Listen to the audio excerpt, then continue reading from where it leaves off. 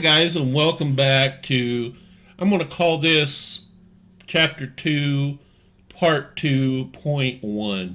The last time I did this class, I got interrupted by the door, and I had to cut it a little bit short.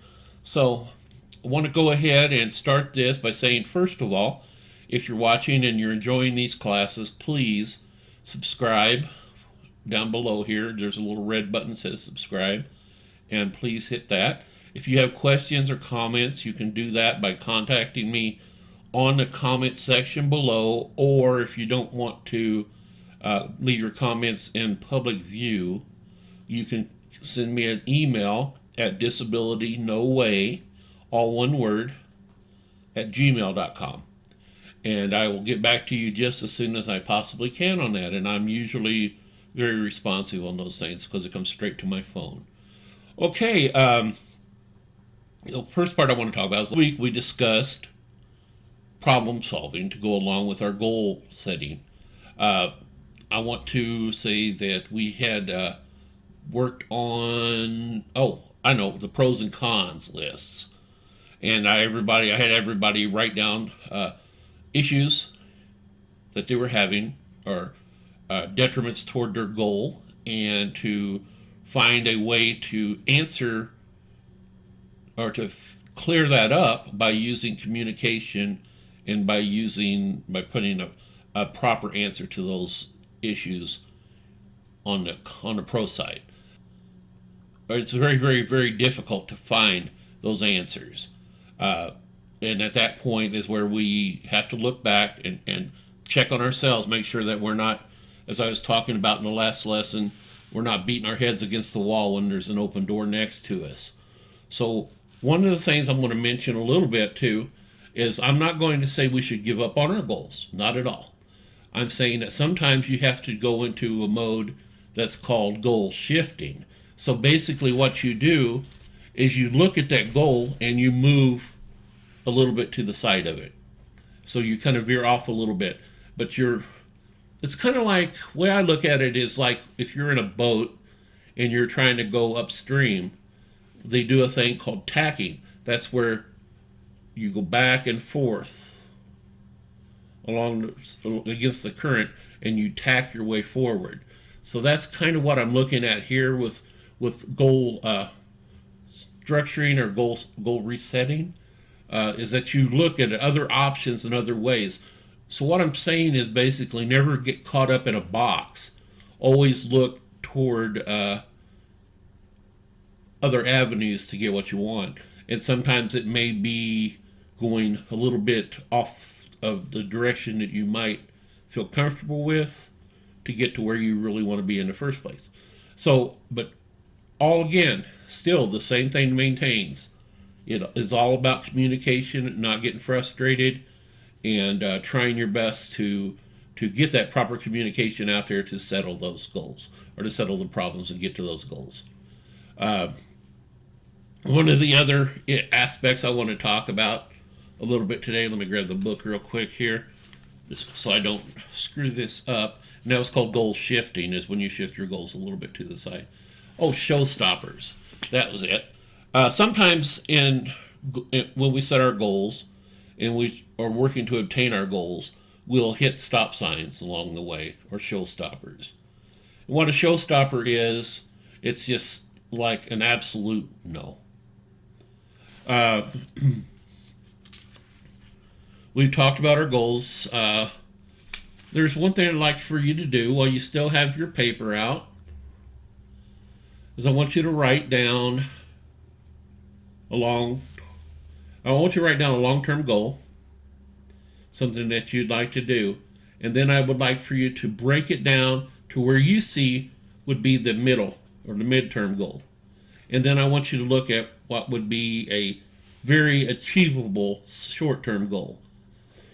Almost a gimme. What you're doing here is I want you to get to the point where you build upon things, where you're taking your short-term goals and you're stacking them, and you're using those rewards from obtaining that to build and to exercise your ability to make these goals. And that's exactly what you need to do to get to your middle term goal. And then once you start stacking those mid goals on top of each other, you're getting closer and closer to those long term goals. So that's the way I would like to see this work. So after you write this down, I want you to think about this. What is there toward that long term goal that you can do today? We talked about that a little bit last week as far as communication and as far as uh, internet research, and we talked about that as far as talking to doctors, talking to whoever has to be involved in that to get you where you need to be. Very important thing I wanted to talk about also is peer support. If you've had to do certain things, probably somebody you know in the handicap community has went through similar or the same thing. So it's always good to speak with that person to get an idea of what they had to go through and what hoops they had to jump through to get certain things done. And never hurts. And I also encourage you to become part of a peer group or a support group in your area. I think that when I first became disabled, one of the things that helped me along the way a lot was to start a support group on Facebook. I started the Gillette People with Disabilities group, and we've got, I don't know, we got probably 40, 50 people in there now. But one of the great things that happened was by having this group is I had a neighbor who was pretty well disabled and couldn't walk very well. I mean, she could walk, but it was very hard and hurt a lot for her to take a step. And and her insurance was being a booger about getting her any sort of assistive devices. So I went through the Facebook page and I posted on there what was going on with my neighbor. And within an hour, I had a phone call from a gentleman who donated a used power chair. And my brother and I went and picked up the power chair and put it on my lift and brought it home to the person, and they were able to get around their home a lot easier that way without chances of falling and things like that. And so, by helping others, we get rewards from that too. The rewards of helping others is a very important thing. So, yes, think about that. If you don't find one in your area, best way to do that is go to Facebook and just type in the search bar on the top of it, name of your city, so like Anytown, USA, with support groups or disability groups or something like that. My name is Gillette People with Disabilities. I have the book, I have the group, and I have the page. Now, pages are more for just like a newspaper, just getting information out there. The group is more for actually talking, discussing, and working through issues, and that's happened several times through those venues. Also, if you can't find anyone else, you can send me an email at disabilitynoway@gmail.com, and they come straight into my phone, so it's usually don't take me very long. This depends on if there's something crazy going on or not. It don't take me very long to get back with you, or you can drop a comment below. But just realize that when you drop a comment below, it's more of a public thing. So if you don't have any problem mentioning it in public, please drop it below. That's actually a good thing, because your comment and the answers and stuff that we figure out together might assist someone else. Also, check out Reddit.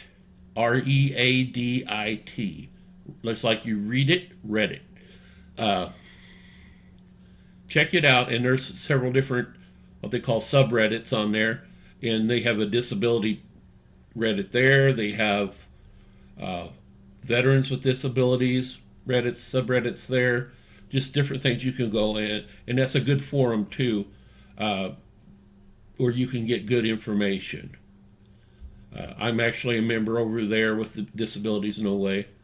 You'll see me posting the Xericon a lot if you're over there. But check it out. good place to find out good information.